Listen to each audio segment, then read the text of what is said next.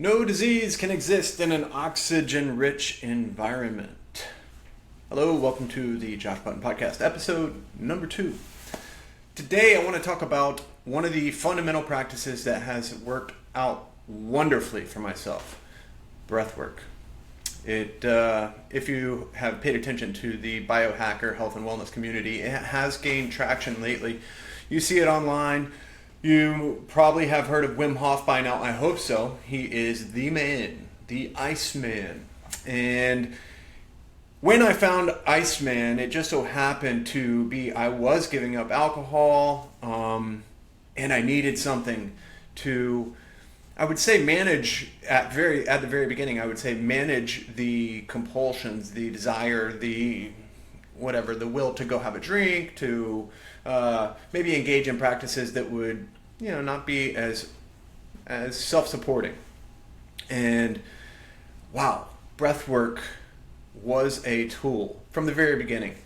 I happened to fall into a group of people out in California that were well practiced. They had their own techniques, and I really, really, really got into it. If you followed me on Instagram years ago, you would know that every single day I was in the sun, grounding, and huffing and puffing away, getting high on my own supply.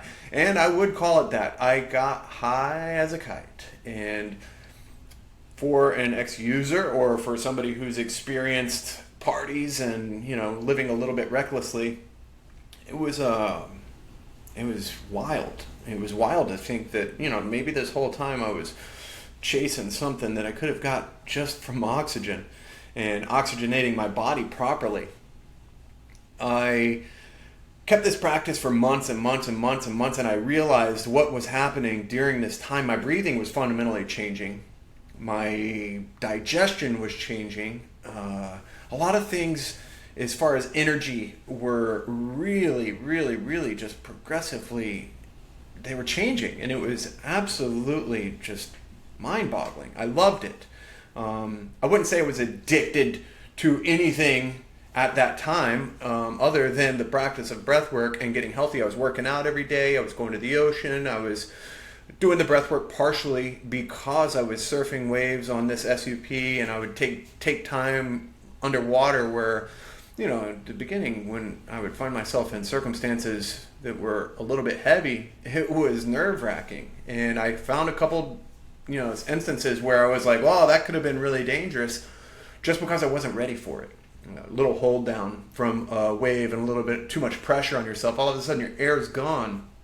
And breath work, the way I was introduced to it, helped me be calm and prepared in situations like that. So I could, take a wave on the head and go, you've been here before, you can hold your breath even without oxygen in your lungs.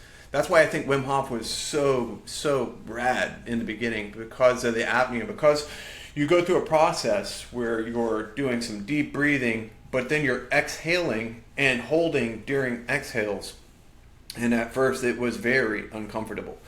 It was so uncomfortable that I became aware of what would happen had I got into a really dangerous situation in the ocean. If I was, held down and I panicked just a bit, you swallow water. Don't open your mouth when you're under the water. And I'm thankful, very grateful, and it was very beneficial in more ways than just that. When I started jiu-jitsu, it was also a new practice, not in the sense that I had never grappled before, because I did wrestle in high school, but in high school I had youth and cardio for days. I played football, I ran track, I loved being outside, running, sprinting. It was every day. It was just part of my life. So I didn't even think about the cardio demands when I was wrestling. Fast forward to my late 30s, and I'm in a jiu-jitsu gym getting worked over by somebody that had a lot more in the cardio tank than I did, and I was aware. I was breathing heavy. And if you've ever been in a situation where you're completely out of breath, your strength is gone, and you cannot compete the same way that you would be able to if you were breathing properly. I found a couple practices. Inhale through your nose, Buteyko breath. a couple of practices that helped me in jiu-jitsu specifically. But breathwork is a practice, and for me it has been something that has been an experiment and an ongoing experiment. And I would say that in the beginning I was doing it to heal, and I didn't really understand all of the healing effects or all of the healing layers, but I was doing it to heal. I was doing it to progress, to get back into shape, get back into a healthy state.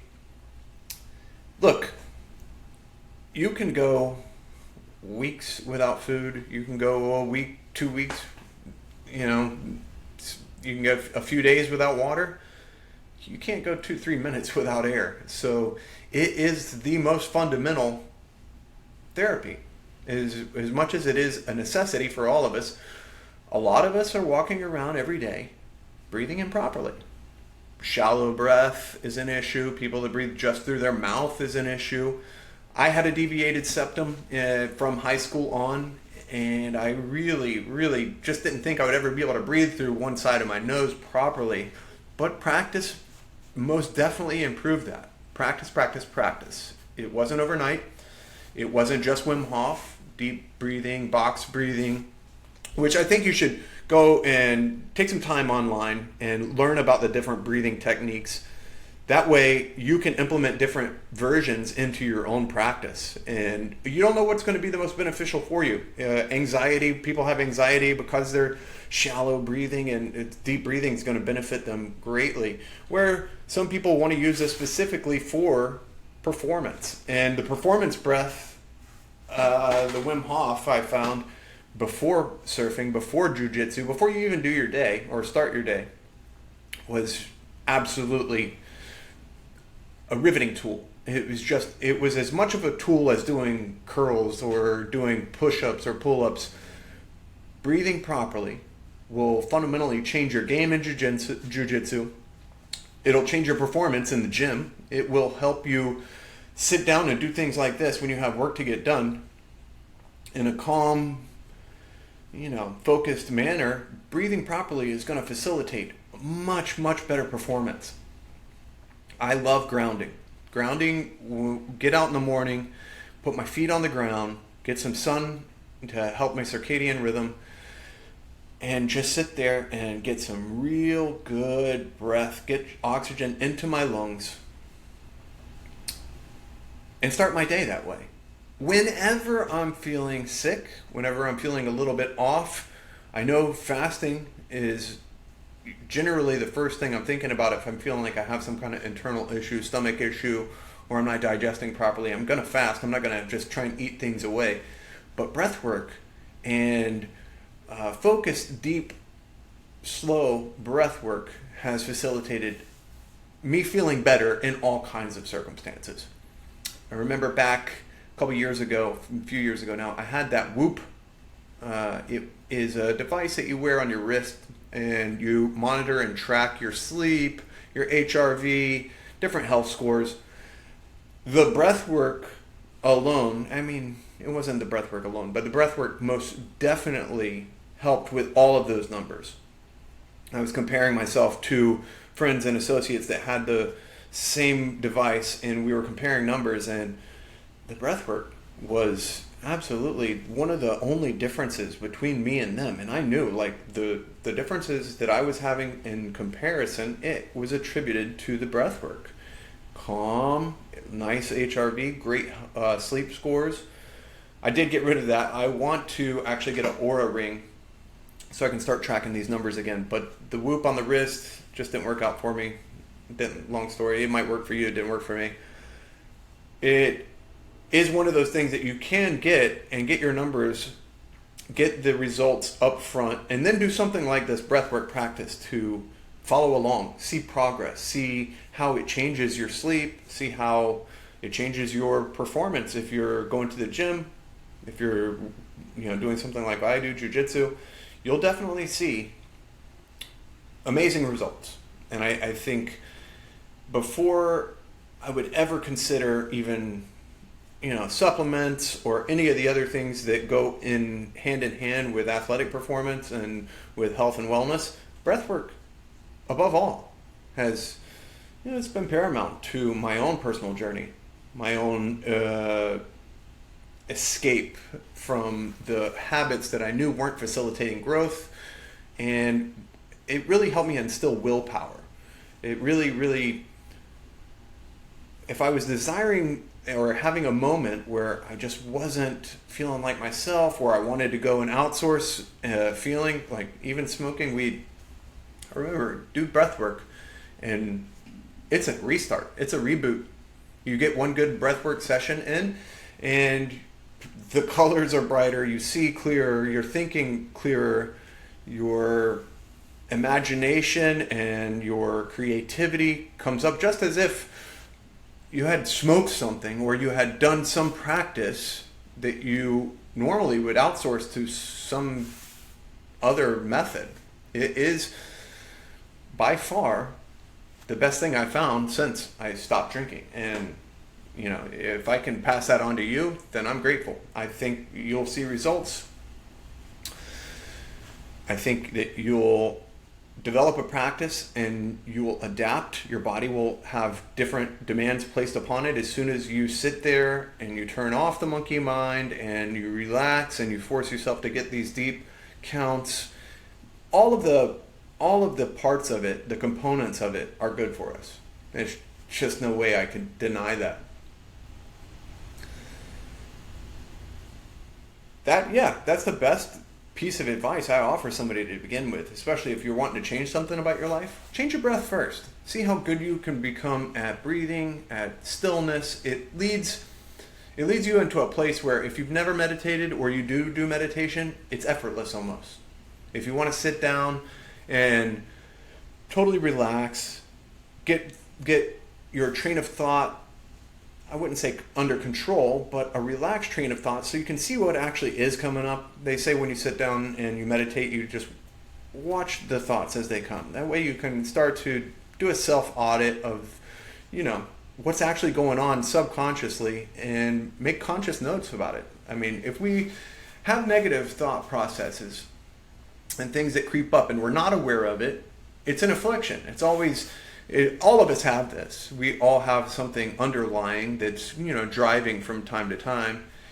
And if we don't have the patience to be still with it, understand, this one thing does keep popping up, we'll never change it. I think that is a lot of the frustration for individuals when they attempt meditation or when they attempt to change their lives in general, is that they can never really get a good pristine focus on what's going on subconsciously. And if you don't, then how do you know what to work on? How do you know what to fix? What self-limiting beliefs can you eliminate if you're not aware of what they are? I would recommend breathwork to start your day, breathwork to lead you into a place where you can just sit and be still and relaxed and pay attention to what's going on so that you can identify those things. Identify the thoughts, the negative beliefs, the restrictions, and then eliminate those. We oftentimes are operating from a place like, you're driving to the grocery store, you're not really thinking about, I'm going to go take a left here, I'm going to take a right there, I'm going to go up the road. You kind of just do it because you know the way to the grocery store. Now, if we operate every day, all day in that function, we're not aware of a lot of the things that are actually going on and the drivers for the behavior. Biology of Belief is Bruce Lipton.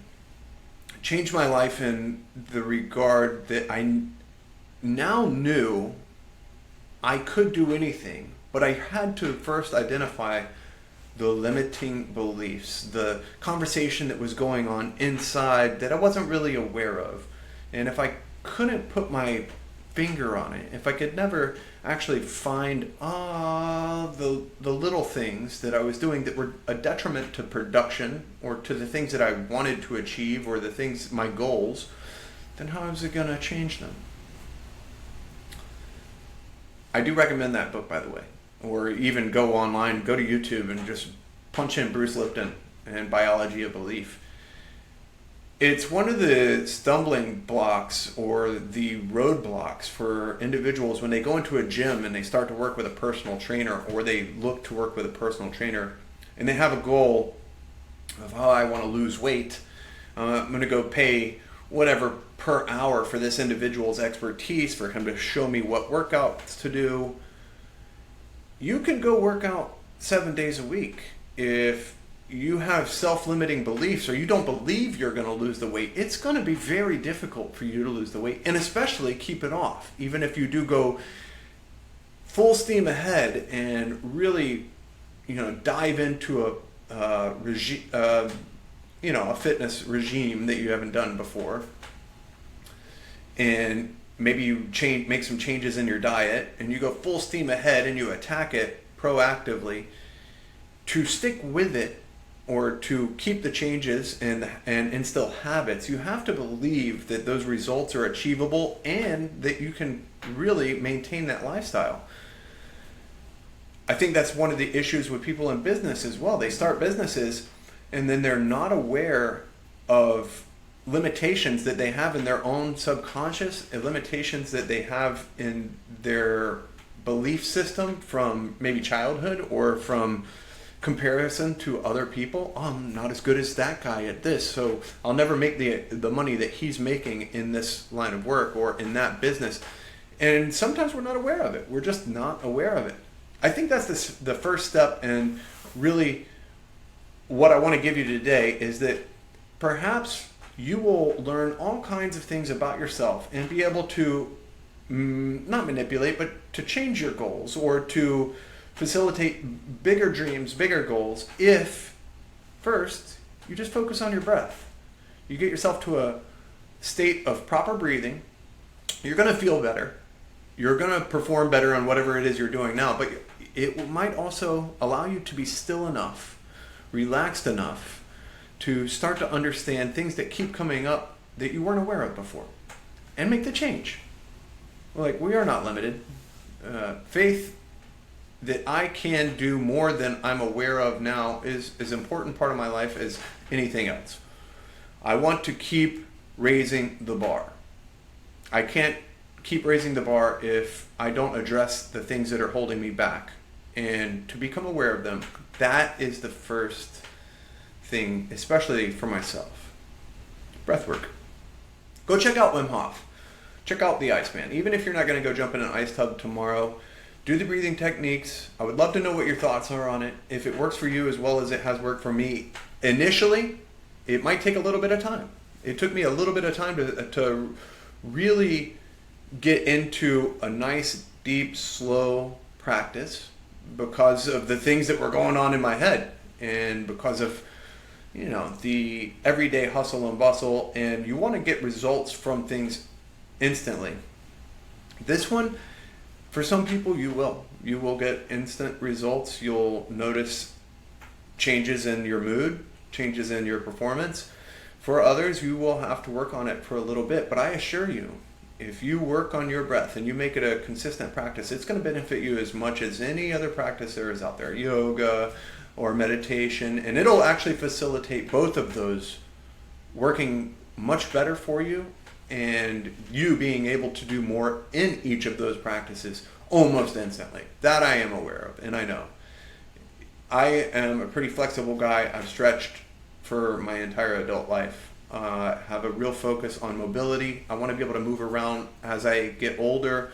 Well, I know that I do not want to be restrained in my movement. So yoga and stretching has been a very, very big part of my adult life, but they were magnified. My ability in my stretching and in yoga has been magnified by proper breathing. And once again, jiu-jitsu, I could not possibly be where I am at this moment, starting as late as I did in life, without breathwork, without a real good fundamental practice of improving my breath, especially in the beginning. I mean, people get onto the mats and they're in fight or flight just because somebody's probably bigger, stronger, and more experienced than you, and then there will even be people at your same skill level that have better cardio and will frustrate you quickly if you allow it, or not even if you allow it, it's going to happen. However, this is one of the tools that will facilitate growth, and you will appreciate it, I'm pretty sure. Yeah, thanks for joining me today. That's episode number 2, Breathwork. No disease can exist in an oxygen-rich environment. See you guys soon.